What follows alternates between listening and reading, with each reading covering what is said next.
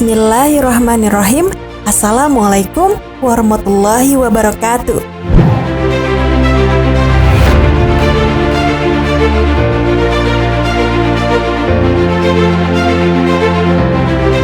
Sahabat Muslim, Ikrimah bin Abu Jahal adalah sahabat yang dahulunya merupakan termasuk orang yang menghalang-halangi dakwah Islam.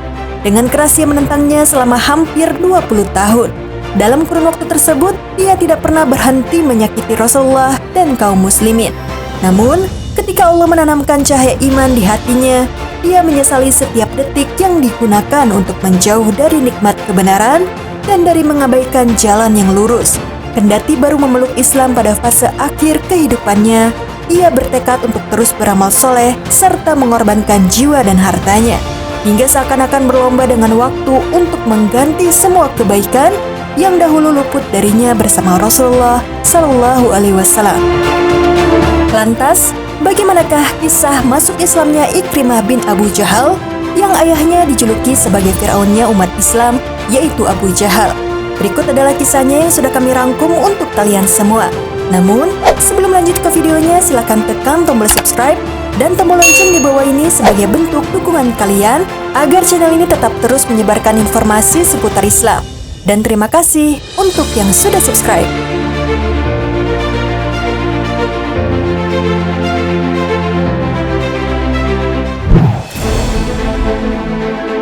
Ikrimah bin Amr bin Hisham adalah putra dari Amr bin Hisham alias Abu Jahal, seorang tokoh Quraisy yang sangat terkenal dalam memusuhi Rasulullah Shallallahu Alaihi Wasallam.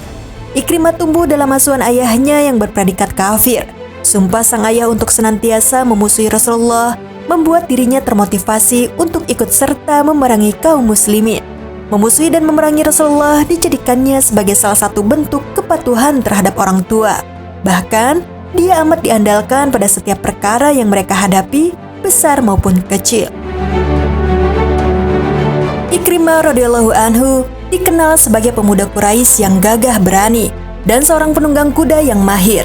Ia adalah seorang bangsawan Quraisy yang dihormati, kaya, dan berasal dari keturunan ningrat. Ketika Rasulullah mulai menyampaikan dakwah Islam secara terbuka, saat itu Ikrimah berusia 30 tahun. Ia memusuhi Rasulullah hanya karena didorong oleh sikap keras ayahnya yang sangat membenci beliau Shallallahu Alaihi Wasallam. Oleh sebab itu, Ikrimah turut memusuhi Rasulullah lebih keras lagi dan menganiaya para sahabat lebih kejam dan bengis untuk menyenangkan hati ayahnya. Pada Perang Badar, Ikrimah turut berjuang di dalamnya. Selama 3 hari berturut-turut, ayahnya menyembelih unta dan menenggak hammer sambil dihibur para budak wanita yang memainkan alat musik. Dan saat peperangan berlangsung sengit, Abu Jahal pun terbunuh, yang awalnya dilumpuhkan oleh Mu'adz bin Amr bin Jamuh dan Mu'awidz bin Afra. Sebelum kemudian, Abdullah bin Mas'ud memenggal kepalanya. Dia bergegas kembali ke Mekah setelah terpaksa meninggalkan jasad ayahnya di medan pertempuran itu, karena tidak memungkinkan jasadnya dibawa pulang untuk dikuburkan di Mekah. Sejak kematian ayahnya dalam Perang Badar, sikap dan pandangan Ikrimah terhadap kaum muslimin berubah. Jika dahulu ia memusuhi kaum muslimin lantaran untuk menyenangkan hati ayahnya, maka kini ia memusuhi Rasulullah dan para sahabatnya karena dendam atas kematian ayahnya. Ia mengajak orang-orang yang berada di sekitarnya agar memusuhi Islam dan kaum muslimin hingga tiba saatnya Perang Uhud. Bersama istrinya, Ummu Hakim, dia mengikuti perang ini dengan tekad yang kuat. Kaum musyrikin menempatkan kaum wanita di belakang barisan. Mereka memukul rebana untuk menyemangati prajurit Quraisy dalam berperang dan supaya para penunggang kuda tetap bertahan alih-alih mereka melarikan diri.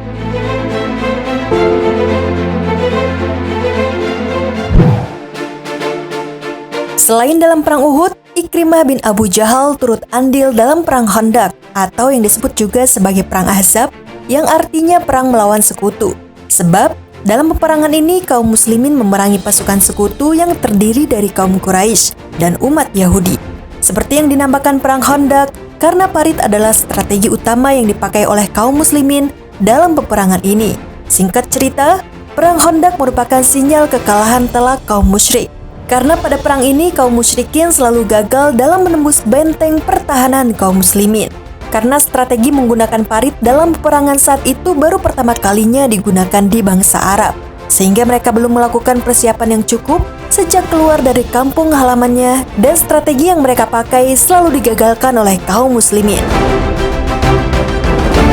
Pada peristiwa penaklukan kota Mekah, para pemuka Quraisy benar-benar tidak berdaya menghadapi gelombang kaum muslim yang bergerak dari arah Madinah.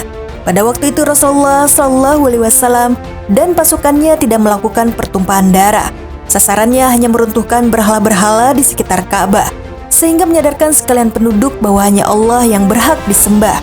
Ikrimah menyaksikan peristiwa itu. Tidak seperti umumnya petinggi Quraisy, dia masih berupaya menyerang pasukan muslim yang sejak awal tidak berniat perang. Namun, usaha Ikrimah sia-sia. Khalid bin Walid, sosok yang dahulu pahlawan kafir Quraisy dalam perang Uhud, berhasil mematahkan perlawanannya.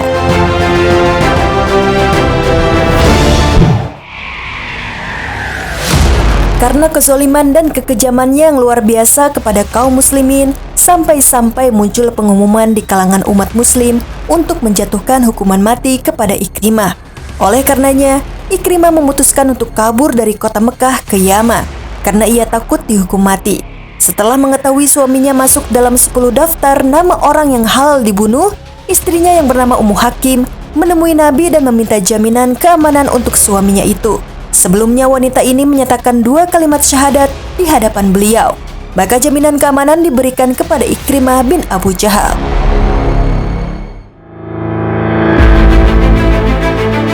Sementara itu, Rasulullah SAW mengumpulkan beberapa sahabatnya. Ikrimah bin Abu Jahal akan datang ke tengah-tengah kalian sebagai orang beriman dan kaum muhajirin. Karena itu, janganlah kalian memaki-maki tentang ayahnya, sebab memaki-maki orang yang sudah meninggal berarti menyakiti orang yang masih hidup, sekalipun makian itu tidak dapat terdengar orang yang sudah meninggal, kata Nabi SAW kepada mereka. Kemudian Ummu Hakim mencari suaminya. Tidak lama berselang, dia menjumpai suaminya di tepi laut, tepatnya di wilayah Tihama. Ikrimah pun dibawa menghadap Rasulullah. Begitu tiba di Mekah, Ikrimah dan Ummu Hakim disambut para sahabat dan Rasulullah sendiri. Beliau SAW sengaja berdiri untuk menghormati kedatangan keduanya. Hanya ada wajah gembira di tengah kaum muslimin saat itu. Lalu Ikrimah pun meminta izin kepada Rasulullah SAW untuk mengucapkan 2 kalimat syahadat di hadapannya. Demi Allah, ya Rasulullah, tidak ada 1 dinar pun uang yang telah kuhabiskan untuk menghentikan agama Allah di masa lalu, melainkan mulai kini aku akan menebusnya dengan pengorbanan dan hartaku yang berlipat ganda untuk menegakkan agama Allah. Tidak ada seorang pun kaum muslimin yang telah gugur di tanganku, melainkan akan kutebus dengan membunuh kaum musyrikin secara berlipat ganda.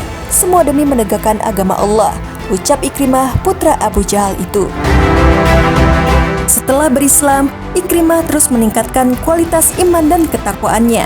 Di samping belajar, ia juga ikut ke kancah peperangan dalam membela kehormatan agama Islam. Ia menjadi anggota pasukan berkuda dalam pergerakan jihad kaum muslimin. Ia pun dikenal sebagai seorang sahabat yang pemberani dan seorang ahli ibadah. Berbagai peperangan pun ia ikuti bersama Rasulullah dengan penuh keikhlasan. Ia benar-benar membuktikan kebenaran keislamannya. Salah satu pertempuran yang dia ikuti adalah Perang Yarmuk. Di sini, pasukan muslim menghadapi Romawi yang terus mengusik ketenangan umat Islam di perbatasan. Khalid bin Walid sebagai pemimpin pasukan menemui Ikrimah bin Abu Jahal dan Ka'ab bin Amr. Keduanya diperintahkan untuk menyerang musuh. Keduanya lantas melantunkan syair dan mengajak kaum muslimin untuk berjuang sekuat tenaga. Pertempuran ini terjadi pada masa pemerintahan Umar bin Khattab radhiyallahu anhu. Dalam perang tersebut, pasukan muslim sempat terdesak. Namun, dengan gagah berani Ikrimah memimpin beberapa orang untuk menggempur gelombang pasukan Romawi. Padahal, saat itu Khalid bin Walid sudah meminta Ikrimah agar mundur sejenak. Khalid bin Walid berseru, "Ikrimah, kamu jangan bodoh. Kembali ke sini. Bila engkau mati, itu adalah kerugian besar bagi kaum muslimin." Ikrimah berkata, "Biarkan saja wahai Khalid. Biarkan aku menebus dosa-dosaku yang telah lalu. Aku telah memerangi Rasulullah SAW di beberapa medan peperangan sebelum ini. Maka, pantaskah aku setelah masuk Islam lari dari kejaran tentara Romawi? Tidak, sama sekali tidak," jawabnya sambil tetap melangkah maju. Ikrimah lantas berseru kepada pengikutnya, "Siapakah di antara kalian yang berani mati bersamaku?" Segera beberapa muslim berdiri di samping Ikrimah. mereka lantas menerjang pasukan Romawi. Bagaikan singa kelaparan, Ikrimah berhasil memukul mundur tentara musuh. Namun, luka-luka di tubuhnya semakin parah. Di akhir pertempuran, banyak jasad pasukan muslim yang tergeletak. Di antara mereka, ada 3 mujahid muslim dalam keadaan kritis, yaitu Ikrimah bin Abu Jahal, Al-Harits bin Hisham, dan Ayyashi bin Abi Rabi'ah. Ketiganya merintih karena menahan haus yang luar biasa. Seorang tentara muslim mendengar suara mereka. Dia segera menghampiri Al-Harits bin Hisham yang sedang terkapar. Bejana yang berisi air didekatkan ke mulutnya. Namun, pandangan mata Al-Harits tertuju pada Ikrimah yang sedang terbaring lemah. Kondisinya persis seperti dirinya. Ia berkata, "Berikan terlebih dahulu air ini kepada Ikrimah," pinta Al-Harits kepada tentara muslim itu. Si pembawa air lalu beranjak untuk mendekati Ikrimah. Ketika air didekatkan ke mulutnya, Ikrimah melihat sosok Ayyashi yang juga sedang terkapar tidak jauh dari tempatnya berada. Ia berkata, "Berikan dulu air ini kepada Ayyashi," pinta Ikrimah dengan suara parau. Tentara tadi lalu pindah ke dekat Ayyashi. Begitu air minum hendak dituangkan ke mulut Ayyashi, ajalnya sudah tiba. Ayyashi mengembuskan nafas terakhir. Ketika pembawa minum itu hendak menghampiri Ikrimah dan Al-Harits, akan tetapi Allah berkehendak lain. Kedua syuhada tersebut sudah wafat. Demikianlah 3 pejuang muslim itu. Walaupun sedang menderita, mereka tetap memikirkan kawannya. Semua itu dibingkai dalam semangat perjuangan dan keimanan kepada Allah Subhanahu wa Ta'ala.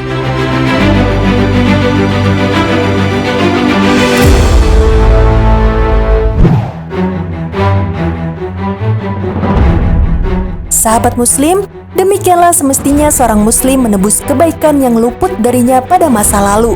Semestinya pula dia memulai lembaran baru dengan berbagai ketaatan serta pengorbanan kepada Allah Subhanahu wa Ta'ala. Semoga Allah meridhai Ikrimah bin Abu Jahal radhiyallahu anhu dan seluruh sahabat lainnya. Amin ya rabbal alamin. Sekian video kali ini. Wassalamualaikum warahmatullahi wabarakatuh.